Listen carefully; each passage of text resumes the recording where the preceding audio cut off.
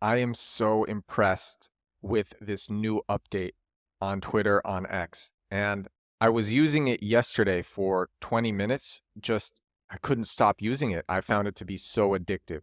And it wasn't up until this point where I wasn't like sure that Twitter was going to win. And it was after this update that I was sure Twitter is going to win in the battle against Threads. I think X, I think this new X is going to turn into a huge app just as Elon planned. And I'm going to explain why.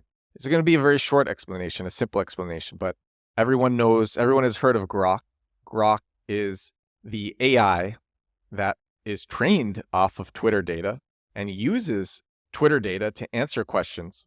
And I was one of the first people to try it and to talk about it, and I found it to be very useful. And then I stopped finding it to be very useful. And it's improved since then. Not only that, but just a few days ago, and this is the big update, the team at Twitter at X did two things. One, they gave Grok to any premium member. You don't have to have the extra premium plus where you pay $20 a month. You could just pay, I think it's $10 a month, and you can use Grok. So anyone can use Grok if they just have the blue check mark. All they have to do is have the blue check mark, and then they can use the Twitter AI that relies on the Twitter data. That was number one. That wasn't the most addicting thing, even though Grok is a good product because it's not censored. And all these other tools have very highly censored system prompts that make it so that they don't answer queries fully. A system prompt is a prompt beyond your prompt. You have a prompt that you say to the AI, and the AI has its own prompt to tell it what it can and cannot answer. And the Grok system prompt is very relaxed. And so it's a fun product because of that, because it will say crazy, outlandish things that none of the other chatbot AIs will say. But again, this isn't the killer feature. The killer feature is when you click on the search in Twitter and X, you have a list of summaries of trending events and trending news. And you can click on any one of these and you get a short 3-sentence description, 2 to 3 sentence description of what has happened, what is going on. And then you get tweets talking about that. And this is all done with AI. The AI looks at all the tweets, groups them together into events, into news, summarizes them in 2 to 3 sentences, and then lists them out. And it is so effective at finding trending events and trending news for things that you are interested in. And it's live, and it's way better than going to the homepage of any news site, whatever political spectrum it's on. I think it's better. And not only that, I also believe that the Twitter feed has become more moderate in terms of like not being one side or the other. When Elon took over, the Twitter feed became more right, and that scared off a lot of people on the left. And before Elon, a lot of people on the right left because a lot of people on the right left. A lot of people on the right went to Truth Social. They went to other platforms because Twitter was too left.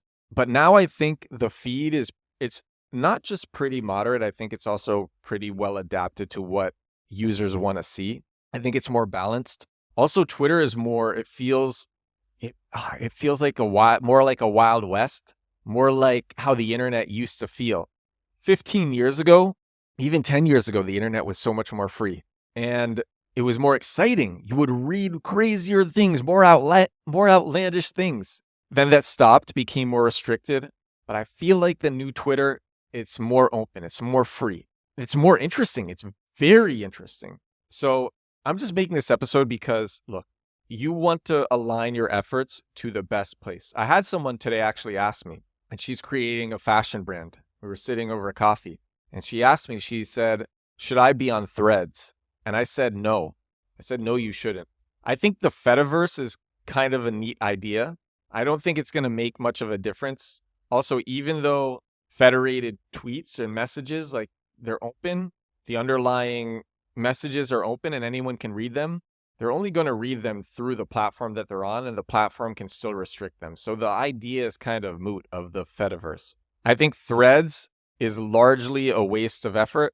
And if you're going to pick one platform to be on for short form texts, that's Twitter, that's X. I think it's just doing crazy big things, and I believe that it is going to win, and I'm very impressed with its new AI functionality. I also think It's going to yield a lot of great content using Grok and using Grok's updates. I think just looking at Grok's updates for trending events every day will be very easy to find great material to make content on. Overall, I'm very impressed. I binged on this yesterday and I wanted to share my experience because you want to align your efforts to where there is the most potential. And this is where I believe the most potential is. If you haven't tried this yet and if you're living in the United States, you can just go and try it if you have a blue check mark. If you're in Europe, you can just use a VPN, switch to the United States. That's what I'm doing. I'm recording this from Poland, switching to a VPN in the United States. Have no problems. And I'm so impressed. Hope you'll try it.